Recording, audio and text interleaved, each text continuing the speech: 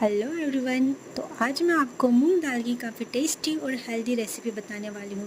तो पहले आपको मूंग दाल को 2 से 3 घंटे तक भिगो कर रखना है और भिगोने के बाद अच्छे से फूलने के बाद हरी मिर्च, लहसुन, थोड़ा सा जीरा और थोड़े से नमक के साथ एक फ़ाइन पेस्ट बनाना है।